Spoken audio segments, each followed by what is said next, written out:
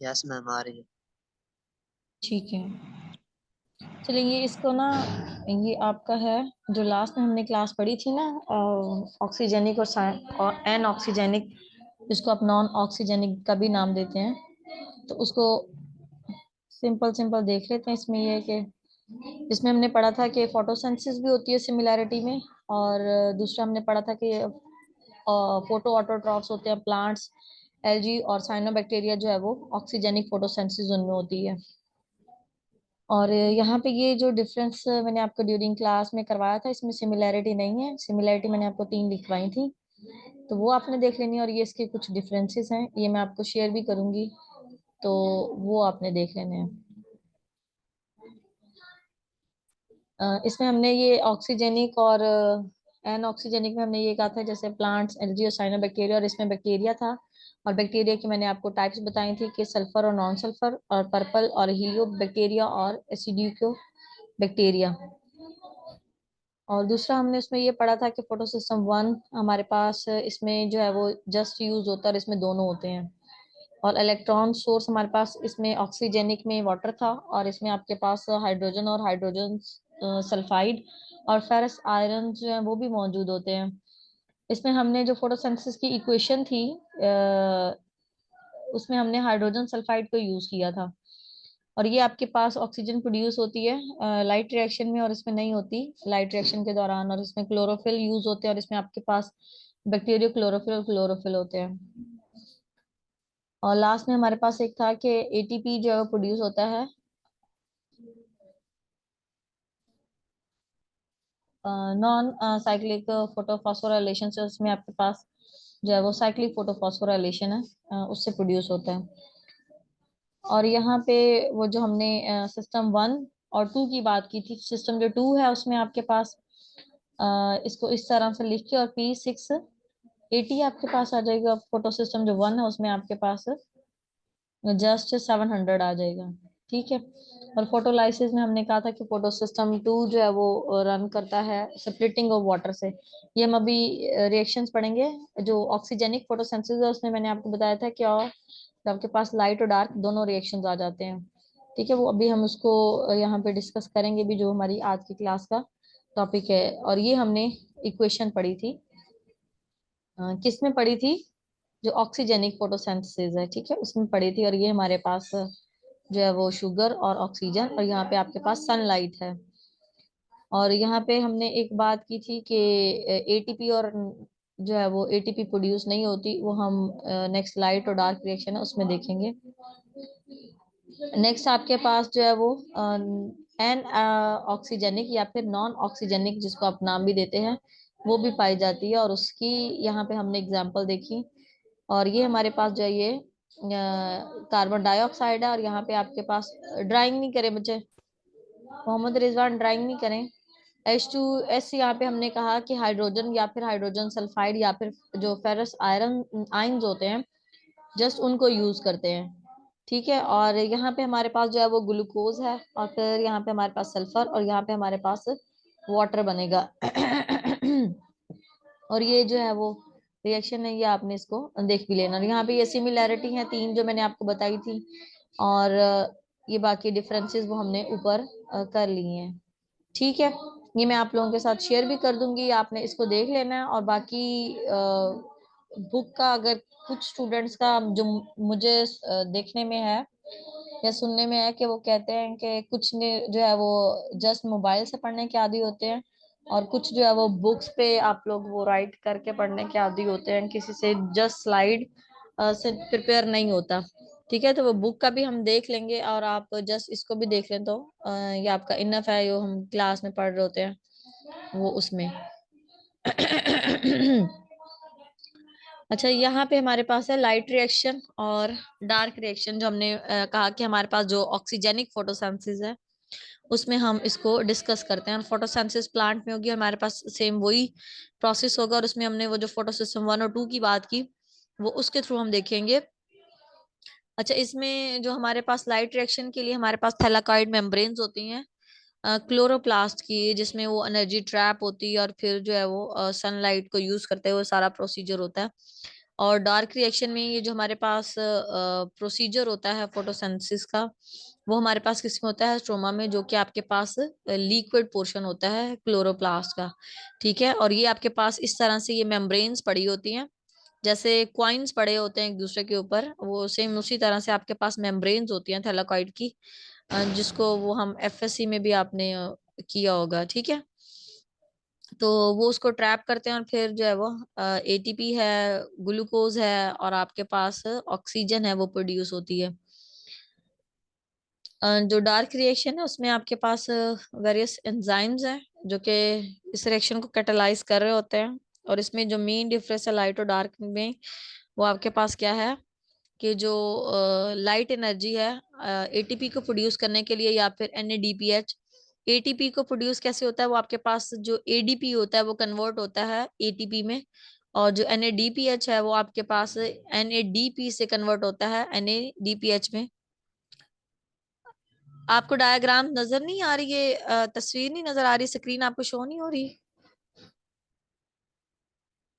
Screen show ma'am हो हो रही है। मैम हो रही है स्क्रीन शो। ठीक है। बच्चे जिस स्टूडेंट को नहीं शो हो रही, आप इस तरह से करें कि अगेन जो है वो कनेक्ट करें। शायद आपका नेट वीक होगा इसलिए। जिन स्टूडेंट्स को नहीं शो हो रही, रिजवान आप तो अभी ड्राइंग कर रहे थे और आप कहते हैं कि मुझे नहीं नजर आ रही है। अभी आपकी ड्राइंग यहाँ पे ये नजर आ रही है, मुझे भी नजर आ रही, बाकी को भी नजर आ रही है। ठीक है, ये जो आपने लाइन लगाई है ब्लू वाली, तो जिनको नहीं नजर आ रही आप इससे जो है वो दोबारा कनेक्ट करें। तो इससे ये है कि अगर आपका इंटरनेट का इशू होगा, या फिर अगर स्क्रीन पहले बाज़ दफा ऐसे होता है कि फर्स्ट टाइम जब आप कनेक्ट करते नहीं शो होती, अगेन करते हैं तो हो जाती है, उसको करके देख लें। अच्छा, डार्क रिएक्शन में जो हमारे पास फोटोसिंथेसिस की स्टेज है, जिसमें हमारे पास ग्लूकोज तो प्रोड्यूस होता है और उसके बाद हमारे पास एटीपी बनता है और एनएडीपीएच बनता है, जो हमारे पास लाइट रिएक्शन में हम प्रोड्यूस करते हैं। इसके हम हमारे पास यहाँ पे डिफरेंट उसकी प्रोसीजर्स भी देखेंगे, जिसमें हमारे पास लाइट रिएक्शन और डार्क रिएक्शन और एटीपी और एनएडीपीएच बनेगा इन दोनों से। यहाँ पे ये आपके पास डिफरेंस है लाइट और डार्क रिएक्शन में। अच्छा, लाइट रिएक्शन में सबसे पहले हमने कहा कि एक तो हमारे पास जो ऑर्गेनेली यूज होगा वो कौन सा होगा, क्लोरोप्लास्ट का, दोनों में ही। ठीक है, इसको आप ये भी कह सकते हैं कि ये हमारे पास सिमिलैरिटी है। और डिफरेंस क्या होगा कि जो थैलाकॉइड मेम्ब्रेन है वो आपके पास लाइट रिएक्शन में होगी, लेकिन जो क्लोरोप्लास्ट का स्ट्रोमा है वो आपके पास डार्क रिएक्शन में होगा। ठीक है, और दूसरा ये आपके पास जो है वो सनलाइट पे रिलाई करता है, और ये सनलाइट पे रिलाई नहीं करता, इसीलिए इसको डार्क कहा जाता है। नेक्स्ट आपके पास है कि क्लोरोफिल की इन्वॉल्वमेंट। एक सेकेंड।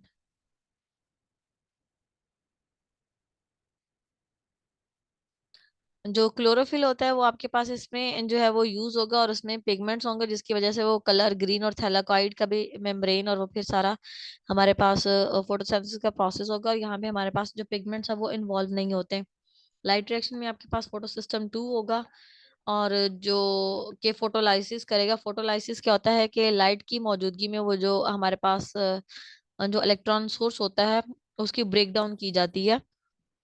और इसमें आपके पास फोटोलाइसिस ही नहीं होगी, जो कि सिस्टम 1 या सिस्टम 2 को रन करेंगे। अभी ये हम वो जो आपके पास जी स्कीम होती है ना, उसमें देखेंगे कि फोटो सिस्टम 1 और फोटो सिस्टम 2, और यहाँ से जो है वो वाटर की ब्रेक डाउन होती है, और वो फिर जो इलेक्ट्रॉन्स होते हैं वो यहाँ पे जंप करके अपवर्ड जाते हैं, और फिर पीक पे जाने के बाद वो डिफरेंट सिस्टम के नीचे जो है वो हमारे पास आ रहे होते हैं पिगमेंट्स के थ्रू, फिर दोबारा जाते हैं, और फिर वो हम कहते हैं कि हमारे पास जी स्कीम बनती है।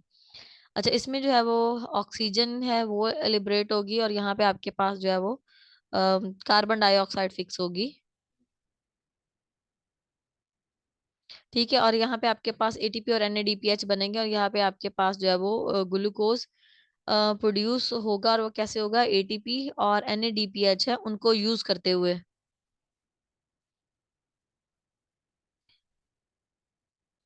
और ये हमारा जो प्रोसीजर है इसको हम यहाँ पे देखते हैं कि ये हमारे पास है लाइट रिएक्शन, और ये हमारे पास है फोटो सिस्टम 2। ये जब आप इसको फोटो सिस्टम को समझ लेंगे तो वो ऊपर आपके पास वही बातें लिखी हैं जो इसमें यहाँ पे हम करेंगे। फोटो सिस्टम 2 है, उसमें आपके पास बेसिकली क्या है कि जो ये हमारे पास जो है ये ल्यूमेन है, और ये हमारे पास सॉरी ये स्ट्रोमा है, जिसको हमने लिक्विड मटेरियल का नाम दिया है, ठीक है। और ये हमारे पास जो है ये ल्यूमेन है, और इसमें ये आपके पास ये जो आपको लाइट कलर की नजर आ रही है ये थैलेकॉइड मेम्ब्रेन है, ठीक है। और यहाँ पे ये हमारे पास फोटो सिस्टम 2 है, और इसमें यहाँ पे आपके पास फोटोलाइसिस होगी, और फिर जो इलेक्ट्रॉन है वो जंप करेंगे और लाइट जो है वो साथ यूज होगी, और उन दोनों को यूज करते हुए जो इलेक्ट्रॉन है वो मूव करेंगे आपके पास प्लास्टो क्यूनिन में, और प्लास्टो क्यूनिन के बाद वो फिर ये हमारे पास है साइटोक्रोम, और ये साइटोक्रोम क्या करेगा कि ये इस वो जो इलेक्ट्रॉन आते हैं ये इसको ट्रांसफर करेगा हमारे पास प्लास्टोसाइनिन में, और फिर ये जो प्लास्टोसाइनिन है इसको एक्सेप्ट करेगा, ये डोनेट करेगा, और ये एक्सेप्ट करेगा, और एक्सेप्ट करने के बाद इसको ट्रांसफर करेगा फोटो सिस्टम 1 में। जैसे हमारी क्लास में एक चेन होती है और मैं आपको एक फाइल पास करूं और आपसे कहूं कि नेक्स्ट स्टूडेंट को कर दें, तो सेम ये हमारे पास इस तरह से प्रोसेस होगा कि एक स्टेप से दूसरे में और दूसरे से फिर तीसरे में। और नेक्स्ट हमारे पास यहाँ पे ये फोटो सिस्टम 1 है, और फोटो सिस्टम 1 में जब ये इलेक्ट्रॉन प्लास्टोक्यूनिन से पहुंच जाएंगे, फिर ये जो हमारे पास है फेरिडॉक्सन, फेरिडॉक्सन पे शिफ्ट होंगे, और फेरिडॉक्सन से फिर ये क्या करेंगे, ये हमारे पास जो है ये NADPH जो है सॉरी NADP प्लस जो है रिडक्टेज एंजाइम है, ASE आपके पास एंजाइम है। और अब इस एंजाइम ने क्या करना है, वो जो इलेक्ट्रॉन यहाँ पे आया है उसने NADP यहाँ पे मौजूद है, और इसने इसको कन्वर्ट कर देना है NADPH में, वो उस इलेक्ट्रॉन को लेते हुए, ठीक है। अब ये जो है इलेक्ट्रॉन लेगा, और ये हमारे पास डोनर है, और इसने एक्सेप्ट करना है, और यहाँ पे हमारे पास NADPH बन जाएगा। बच्चे वॉइस बंद कर लें अपनी जिसकी आ रही है, ठीक। वॉइस बंद कर लें, फिर मुझे आप लोगों को म्यूट करना पड़ेगा सबको, ठीक है। यहाँ पे फिर आपके पास NADPH बन जाएगा, और ये आपके पास जो है ये ATP सिंथेज एंजाइम है, ये ASE जो है ये एंजाइम की निशानी है, ठीक है। कोई भी आपके पास किसी भी जो एंजाइम होता है उसके एंड पे अगर ASE होगा तो वो आपके पास एंजाइम होगा, ठीक है। आप में से काफी स्टूडेंट्स को पता भी होगा। और इसने क्या करना है, इस एंजाइम ने ये जो ADP जो है इसको प्लस फॉस्फेट को यूज करते हुए और इलेक्ट्रॉन को यूज करते हुए इसको कन्वर्ट करेगा ATP में, और इस तरह से हमारे पास एंड पे जो है वो NADPH और ATP प्रोड्यूस हो जाएंगे लाइट रिएक्शन में। और ये सारा प्रोसेस जो है ये जो आपको लाइन ये जो आपको लाइंस नजर आ रही हैं ये हमारे पास है थैलाकॉइड की मेम्ब्रेन शो की गई हैं। अच्छा, यहाँ पे ये हमारे पास एक प्रोसेस है फोटो सिस्टम 1 जो है, ये जो हमारे पास फेरिडॉक्सिन है ये बाज दफा इस तरह से होता है कि ये जो इलेक्ट्रॉन्स होते हैं इसके पास आते हैं, ये फोटो सिस्टम 1 से दोबारा उसको साइटोक्रोम 3 में भी ट्रांसफर कर देता है। अच्छा, ये हमारे पास स्ट्रोमा है, और स्ट्रोमा के बाद ये ल्यूमेन है, और ये जो आपके पास इस तरह से तीर का निशान जाहिर किया गया है, ये जो स्ट्रोमा से हाइड्रोजन आयंस होते हैं ये इसको शिफ्ट करता है ल्यूमेन में, ठीक है। और सेम इसी तरह से अब वो जो हाइड्रोजन आयंस हैं यहाँ पे जब ये इधर से इधर शिफ्ट करता रहेगा यहाँ पे इसके नंबर ज्यादा हो जाएंगे, और जब इसके नंबर्स यहाँ पे हाइड्रोजन के ज्यादा होंगे तो ये क्या करेगा कि इस हाइड्रोजन आयंस को वो शिफ्ट करेगा ATP सिंथेज के जरिए से इस तरफ, और ये जो हाइड्रोजन आयंस होंगे वो आपके पास वो जो NADP होता है और इसमें और वो ATP में भी यूज हो जाएंगे बनाने में, और दूसरा ये जो Na हाइड्रोजन आयंस आपके पास होंगे ये दोबारा स्ट्रोमा से इस तरफ शिफ्ट हो जाएंगे, और जब इधर से शिफ्ट होंगे यहाँ पे कम हो जाएंगे, यहाँ पे ल्यूमेन में ज्यादा होंगे, और जब इधर से ल्यूमेन से स्ट्रोमा में जाएंगे तो यहाँ पे कम हो जाएंगे और यहाँ पे ज्यादा हो जाएंगे, ठीक है। और इसमें ये जो स्टोरी आपके पास ऊपर लिखी हुई है ये इसमें सारी वही है जो मैंने यहाँ पे आपको अभी बताई है, ठीक है। ये आपके पास जी लाइट रिएक्शन कंप्लीट हो गया, और ये फिर हमारे पास है डार्क रिएक्शन। और डार्क रिएक्शन हमने बताया कि हमारे पास जो फोटोसिंथेसिस ऑक्सीजेनिक फोटोसिंथेसिस है उसमें 2 स्टेजेस होती हैं, एक आपके पास जो है वो कौन सी है, फर्स्ट स्टेज कौन सी है,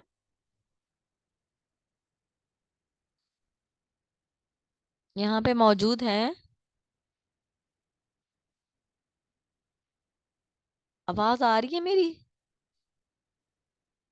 नो रिस्पॉन्स, यस मैम आ रही। यस आ रही है आवाज। ठीक है। अच्छा, इसमें मैंने एक आपको कहा कि एक हमारे पास स्टेज है, और वो कौन सी है फोटोसिंथेसिस की,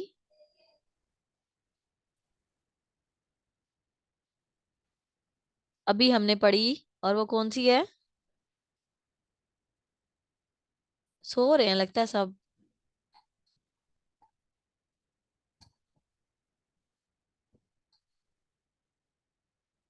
वो जो हमने एक स्टेज मैम पढ़ी। फर्स्ट लाइट रिएक्शन पढ़ा है, अब डार्क पढ़े। जी, वो हमने एक पढ़ी लाइट, और अब हम पढ़ेंगे डार्क, जो कि हमारे पास सेकंड स्टेज है। अच्छा, उसमें हमने ये देखा था कि उसमें हमारे पास जो है वो थैलाकॉइड मेम्ब्रेन इन्वॉल्व होती है क्लोरोप्लास्ट की, और इसमें हमारे पास स्ट्रोमा इन्वॉल्व होगा, और इसमें हमारे पास ग्लूकोज बनेगा, और ग्लूकोज के साथ साथ हमारे पास जो एडीपी ए और एनर्जी, आपके पास एटीपी, और साथ में जो एनएडीपीएच है वो प्रोड्यूस हुए थे लाइट रिएक्शन में, उनको यूटिलाइज किया जाएगा।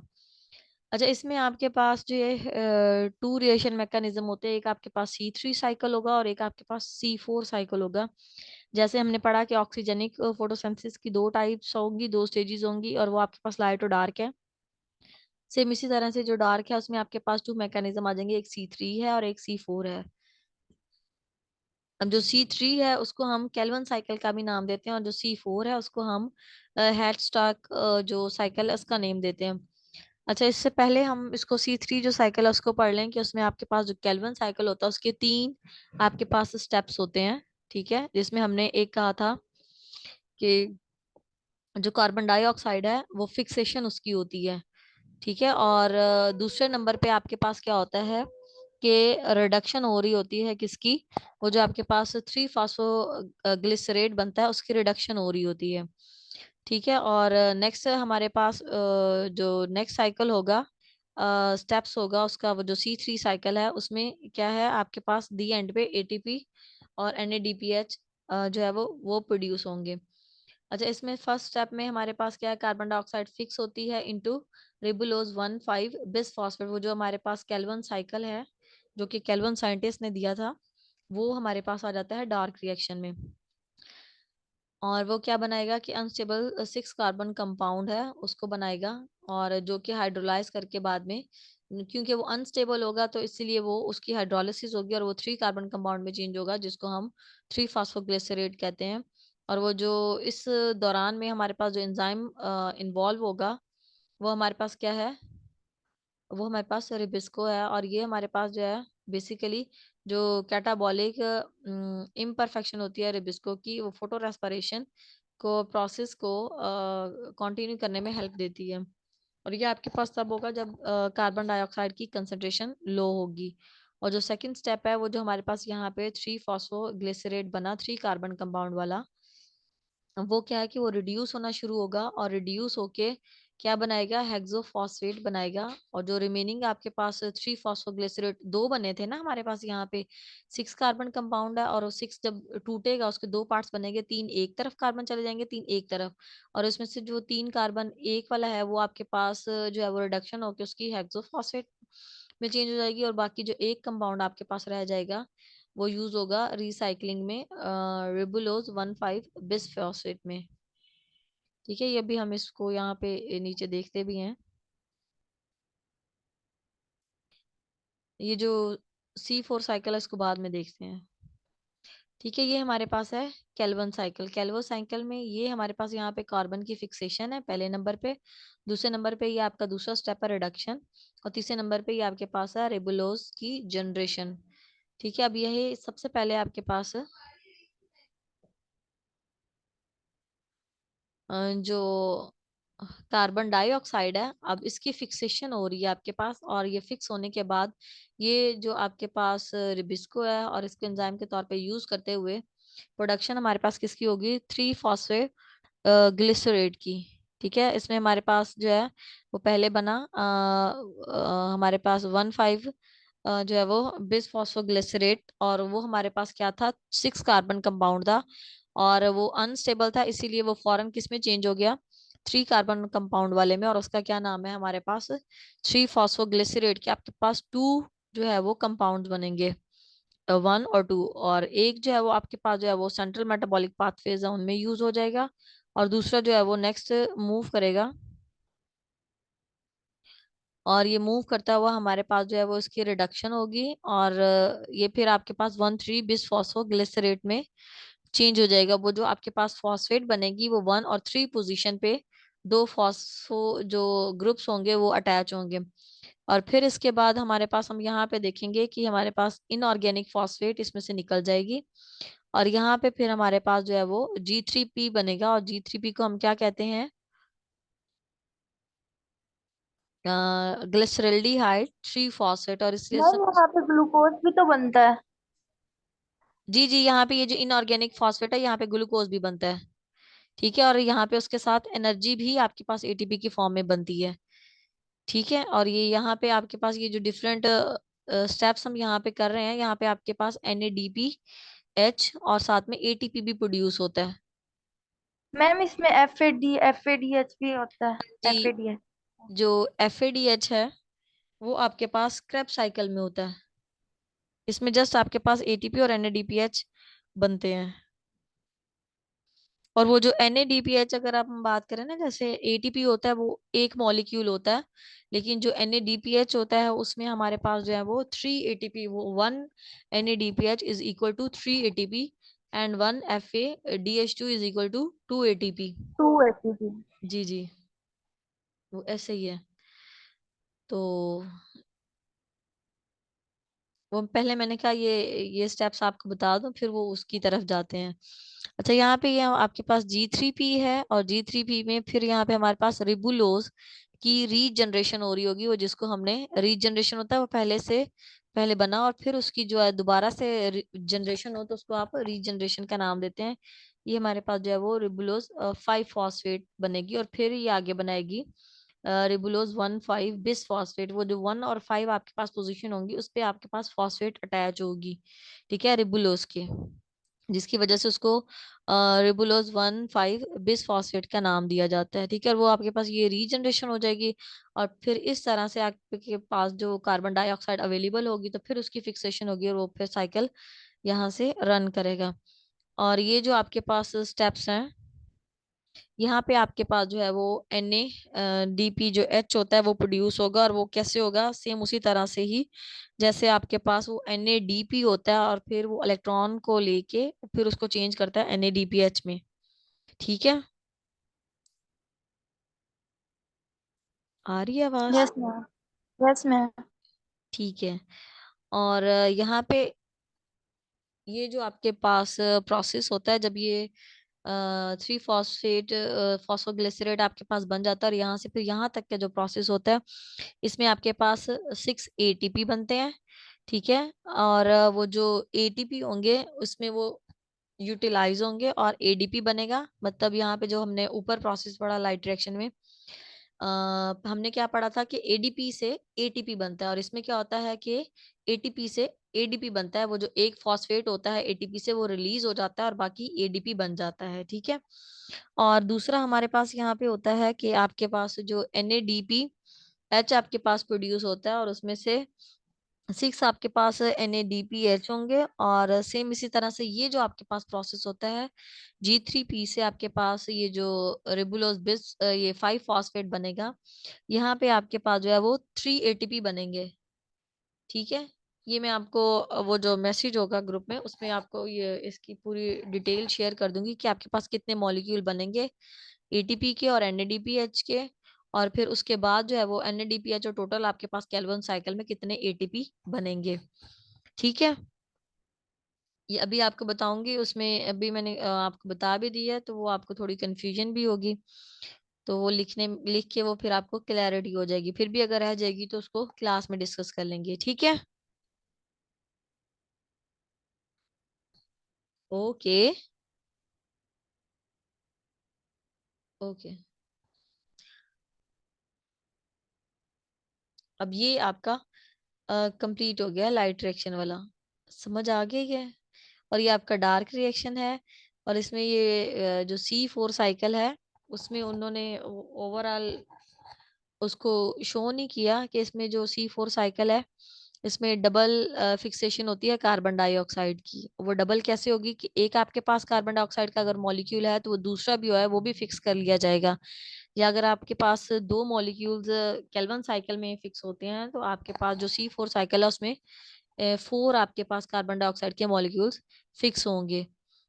और फिर उसके बाद क्या होगा कि वो जो फिक्सेशन हो रही होगी और उसके बाद वो इंक्रीज करेगी, जो फोटोसिंथेसिस की एफिशिएंसी इंक्रीज होगी ना। अगर आप कैल्विन साइकिल जो C3 है उसको देखें, 2 मॉलिक्यूल उसमें फिक्स होंगे और C4 में अगर 4 होंगे तो उसकी एफिशिएंसी इंक्रीज हो जाएगी। फॉर एग्जांपल अगर C5 जो साइकिल होता है तो उसमें उससे भी डबल हो जाएंगे। अगर C4 में आपके पास 4 होंगे तो C5 में आपके पास 6 होंगे, तो उसकी एफिशिएंसी C4 से भी इंक्रीज हो जाएगी। ये बात समझ आई है आप लोगों को, ये एफिशिएंसी वाली? Yes ma'am. ठीक है। फिर उसके बाद उसने क्या करना है कि वो केल्विन साइकिल में एंटर होने से पहले क्या होगा कि वो जो कार्बन डाइऑक्साइड जब वो फिक्स होगी, और वो फिक्स होने के बाद किस में चेंज होगी, फॉस्फोफिनोल पायरोवेट में। अगर आप इसको देखो, ये हमारे पास वो वाला प्रोडक्ट होता है जो आपके पास ग्लाइकोलाइसिस में बनता है लास्ट पे, जिसमें इसके बाद फिर जो है वो पायरोवेट बनता है। ठीक है, ये सेकंड लास्ट आपके पास स्टेप होगा और इसके एंड पे आपके पास क्या बनेगा, पायरोवेट का बनेगा। ठीक है, और उसके बाद ये जो हमारे पास फॉस्फोइनोल पायरोवेट होता है, ये आपके पास 4 कार्बन कंपाउंड होता है और फिर इसने जो है वो चेंज हो जाना होता है ऑक्सोलो एसीटेट में। और ऑक्सोलो एसीटेट अगर आपको याद हो तो ये हमारे पास जो हम क्रेब्स साइकिल पढ़ते हैं उसमें होता है आपके पास। उसमें ऑक्सोलो एसीटेट जो है वो कन्वर्ट हो जाता है मैलेट में, और उसके बाद वो फिर ट्रांसफर होगा जो शीथ सेल्स होते हैं, जो शीथ सेल्स का बंडल होता है उसको, और फिर उसके बाद वो केल्विन साइकिल में एंटर होगा। और जब वो एंटर होगा तो उसमें से वो जो कार्बन डाइऑक्साइड है वो रिमूव कर ली जाएगी। ठीक है, अभी उस C4 का जो साइकिल है उसके किस्से कहानी में नहीं जाना, और अगर कोई जाना चाहता है तो वो बता दे, मैं उसको वो शेयर भी कर दूंगी उसमें आप। लेकिन आपको ये जो C3 है केल्विन साइकिल है ये करना है, और अभी हम इसमें वो क्रेब्स साइकिल है उसको भी देखेंगे। और वो जो ग्लाइकोलिसिस वाला प्रोसेस है वो उसको आपने जस्ट एक दफा खुद देख लेना है, या उसकी जो पिक्चर है मैं आपको उसमें शेयर कर दूंगी, वो आपने पहले से पढ़ी हुई है उसको शेयर कर दूंगी मैं। तो वो उसमें आपने देख लेना है, जिसमें जैसे मैंने अभी आपको बताया कि ये जो आपके पास फॉस्फोइनोल पायरोवेट है, ये आपके पास जो सेकंड लास्ट स्टेप है वो बनता है ग्लाइकोलिसिस का। ठीक है, और इसके बाद जो लास्ट स्टेप आपके पास होता है वो पायरोवेट होता है, और इसी पायरोवेट से वो फिर नेक्स्ट हमारे पास स्टेप्स बनते हैं, और फिर ये हमारे पास जो केल्विन साइकिल है, क्रैब साइकिल है, वो स्टार्ट हो जाता है। क्या जो क्रैब साइकिल है ये पायरोवेट उसमें यूज होंगे, लेकिन ये जो आपके पास केल्विन साइकिल होता है इसमें आपके पास कार्बन डाइऑक्साइड होती है, और वो वही कार्बन डाइऑक्साइड होती है जो इन्वायरमेंट में पाई जाती है। ठीक है, जैसे ऑक्सीजन और कार्बन डाइऑक्साइड की कंसेंट्रेशन अगर आप इन्वायरमेंट में देखो तो आपके पास 0.004% है। ठीक है, और अगर आप ऑक्सीजन की देखो तो इन्वायरमेंट में आपके पास 10% है, सॉरी 21%। और अगर आप नाइट्रोजन की देखो तो नाइट्रोजन में आपके पास 79, या फिर पहले 78 होता था और अब जो है वो 79, लेकिन कभी किसी जगह पे है 78 या फिर 79, इन दोनों में से ही मौजूद होता है। और ये टोटल आपके मिल के बना देते हैं, कितना बनाते हैं टोटल मिलके तीनों? ये कौन बताएगा कि टोटल आपके पास ये जो मिली हमने अभी ये जो पढ़ी परसेंटेज कितनी बनी?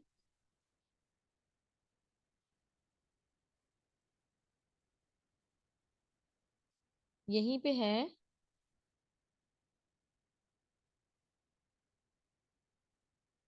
आवाज आ रही?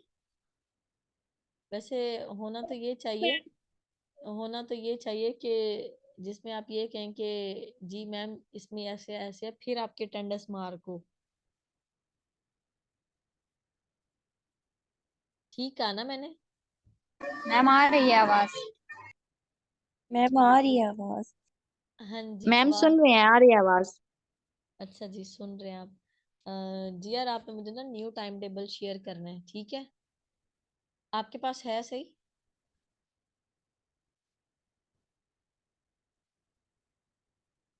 आपके पास टाइम टेबल है? जी यार, मैंने आपको लास्ट टाइम कहा था, आपने कहा मैम शेयर करती हूँ, अभी तक आया नहीं। अगर नहीं है तो मुझे बता दें, अगर है तो फिर वो शेयर कर दें। और ये जो आप ये जो केल्विन साइकिल है ना, इसकी आपको मैं 2-3 जो पिक्चर्स हैं वो और भी शेयर करूंगी, और लाइट रिएक्शन की भी शेयर करूंगी, ताकि उसमें आपको थोड़ी और भी वैरायटी देखने को मिले। Okay ma'am. अच्छा, आवाज से तो लग रहा है कि युसरा की ही है। एक सेकंड, युसरा आप हैं क्लास में? नो मैम, युसरा नहीं है क्लास में। तो नहीं है मैम। ठीक है, वो मुझे आप में से कोई स्टूडेंट बोल रही थी तो मुझे लगा शायद उसकी वॉइस है। ठीक है, ये अब आप लोगों को ये 3 साइकिल क्लियर हो गए हैं, और ये आपकी जो नेक्स्ट असाइनमेंट होगी ये आपने जस्ट इसकी डायग्राम ड्रॉ करनी होंगी, और उस डायग्राम में आपने ये बताना होगा कि ये चीजें बस हैं, लिखना कुछ नहीं होगा। तो इसको क्लियर कर लें मैम लाइट। C4 का भी बनाना होगा? नहीं नहीं, C4 का नहीं बनाना होगा, जो पढ़ाऊंगी आपने जस्ट वही बनाना होगा। क्या होता जा रहा है, खुद तो खुद ही बड़ा बनता जा रहा है ये लड़का। मैम फिर तो 2 साइकिल हुआ है। बुरी बात होती है नहीं, बेटे, आप अच्छी बच्ची भेज। ये आपके पास ये साइकिल हुआ एक, और एक दूसरा हुआ, और अभी हम एक और पढ़ेंगे, एक दो और पढ़ेंगे, जिसमें आपके पास एक तो क्रेप साइकिल होगा और एक और होगा। तो उसमें जस्ट आपने ये डायग्राम्स ही बनानी होंगी, और डायग्राम्स उसको, नहीं नहीं, इसमें जस्ट केल्विन साइकिल नहीं, इसमें ये आपके पास लाइट रिएक्शन है, ये जो आपको यहाँ पे ये वाला लाइट रिएक्शन है ये बनाएंगे, और डार्क रिएक्शन में फिर वो आपके पास आ जाएगी ये वाली डायग्राम। वो मैं डायग्राम आपको शेयर भी करूंगी, वहां से भी वो आप बताऊंगी कि ये वाली बनानी है, तो आप सबने वही वाली बनानी होगी। ठीक है, ये सिंपल है, उसमें वो आपके पास एडीपी और एटीपी वाला भी है। अब ये आपके पास 3 डिफरेंट कलर शो हो रहे हैं, एक येलो, एक रेड और एक ऑरेंज, और ये आपके पास 1 स्टेप है, और एक ये आप 2 स्टेप है, और ये 3 स्टेप है। तो वो मैं आपको शेयर करूंगी, वो आपने वो स्टेप और वो उसको जस्ट ये बनाना होगा। और दूसरा हमने वो जो ऑक्सीजेनिक फोटोसिंथेसिस और नॉन ऑक्सीजेनिक फोटोसिंथेसिस पढ़ी थी, और फिर उसमें हमने क्या पढ़ा था कि ऑक्सीजेनिक में आपके पास 2 स्टेप्स हैं, लाइट और डार्क रिएक्शन, और फिर वो जो डार्क रिएक्शन है उसमें आपके पास C3 और C4 केल्विन साइकिल है, और C3 है उसको आपने ब्रीफली लिखना है। ये डायग्राम को ब्रीफली आपने बनाना है, वो डिटेल्स नहीं लिखनी, और जो C4 है उसको आपने ना लिखना है और ना उसकी डायग्राम बनानी है। और इसमें एक दो डायग्राम और ऐड होंगी, वो फिर मैं आपको बताऊंगी, वो आपने बनानी होंगी। और कोशिश ये करनी है कि सिर्फ एक ही कलर नहीं यूज करना, कि जस्ट ब्लू बॉल पेन या फिर ब्लू मार्कर यूज करें। उसमें आप रेड ग्रीन कलर नहीं, कोई पॉइंटर या ब्लैक पॉइंटर है उसको यूज कर लें। ठीक है, अब ये चीज आप जो है वो ब्लैक से बना दें। अब वो जो आपके पास बॉल पेन होगी, ये चीज आप किससे बनाएंगे, आप बना दें वो जो आपके पास मार्कर होगा उससे, या फिर वो जो थर्ड पे आपके पास वो जो एडीपी एटीपी होंगे वो ब्लैक पॉइंटर से बना दें, ताकि वो इजीली आपको भी समझ आ जाए और मुझे भी समझ आ जाए। वो फिर आपको मार्क करके मैं दे दूंगी, और फिर उसको आप पेपर में यूज कर लेना असाइनमेंट्स को। ठीक है, क्लियर है? जी मैम, ओके। ठीक है, मैम। और अटेंडेंस होगी आप लोगों की? अच्छा मैम मुझे एक, पता नहीं। अच्छा एक मुझे आपने सवाल का जवाब देना है, अटेंडेंस ले यस लें। मैम। हमजा अटेंडेंस मार्क कर लें। और इसमें ये जो फोटोलाइसिस है इसका क्या मतलब है? हम्म और इसमें एक दो चीजें और भी आती हैं, वो जो ब्रेक डाउन होगी, वो उसका क्या मतलब है? मैम फोटोलाइसिस जो होता है वो होता है break down through water. Break down through water. हाँ जी, वाटर की स्प्लिटिंग का हो जाना, वो जो आपके पास H2O है उसको हाइड्रोजन अलग और ऑक्सीजन अलग, ऐसे ये H+OH बनेगा।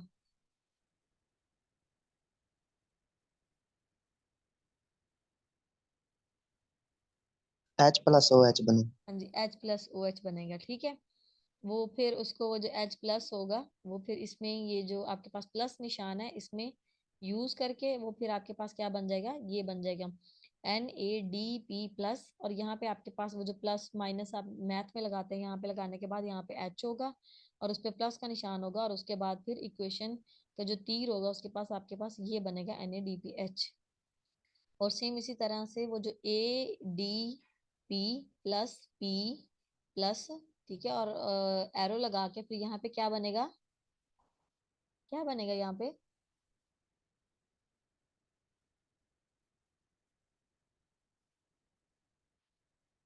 मैम नहीं समझ आई। नहीं समझ आई आपको? एक सेकेंड। ये मैम दो हाइड्रोजन मॉलिक्यूल। अब्बू अब्दुल हादी एक एक मिनट, ये आपके पास है ए डी, ये पी है, ये आपके पास है पी प्लस, और यहाँ पे आपके पास है पी प्लस, ये आपके पास लग गई एरो, और यहाँ पे आपके पास क्या बना, क्या बना? ATP। एटीपी। गुड। ATP। किसने बताया ये किसने बताया? मैम इसमें तो यही होता है, एक एक फॉस्फोरस ऐड होता जाता है पहले। हाँ जी, वो एक एक एडिनोसिन डाइफॉस्फेट, एडिनोस पहले मोनोफॉस्फेट होता है, फिर एक फॉस्फोरस और आ जाता है तो डाइफॉस्फेट हो जाता है, एक और आ जाता है तो एडिनोसिन जी ट्राइफॉस्फेट हो जी जाता है। जी जी, ये जो ADP है ना, ये डाइफॉस्फेट है, और इसमें ये ऐड होगा, और ये आपके पास ट्राइफॉस्फेट जिसको हम ATP का नाम देते हैं। और सेम इसी तरह से ये आपके पास जो है वो Na, ठीक है, DP प्लस, और यहाँ पे आपके पास हुआ प्लस, और यहाँ पे आपके पास क्या बना? यहाँ पे क्या लगाना था हमने? H पॉजिटिव है। H positive, well done. H positive, और यहाँ पे आपके पास एरो बना, और ये जो हमारे पास हाइड्रोजन है ना, ये आपके पास कौन से वाला हाइड्रोजन है? ये वाला हाइड्रोजन है जो हमने वाटर की स्प्लिटिंग की, H प्लस OH, ठीक है। और इसके बाद यहाँ पे हमारे पास क्या बना? Na, क्या बना? DPH। NADPH। NADPH। NADPH। NADPH। वाह, आपकी क्लास तो वैसे जूम पे ना हो जाए सबकी, सारे पार्टिसिपेट तो करते हैं, क्लास में तो साइलेंट करके बैठे होते हैं। नो मैम हम मैम। तो क्लास में भी पार्टिसिपेट करते हैं। मैम कुछ क्लास में कुछ पार्टिसिपेट स्टूडेंट्स करते हैं करते हैं, ऐसे। कुछ स्टूडेंट्स करते हैं, लेकिन ऐसे मुझे आज यहाँ ये भी फर्स्ट टाइम हुआ है, यहाँ पे आपने काफी स्टूडेंट ने पार्टिसिपेट किया, बट मुझे अच्छा लगा। और अटेंडेंस हो गई आप लोगों की, हमजा मार्क इनके अटेंडेंस सब स्टूडेंट्स की ले लें, और फिर क्लास के ग्रुप में शेयर कर देना। और ये आप सबको क्लियर हो गया, और नेक्स्ट असाइनमेंट या नेक्स्ट क्लास आपकी हो जाए तो फिर आप असाइनमेंट सबमिट करवाएंगे, जिसमें जस्ट डायग्राम आपने बनानी होगी अच्छे से, कोई जितना भी खूबसूरती से बना सकता है, ठीक है।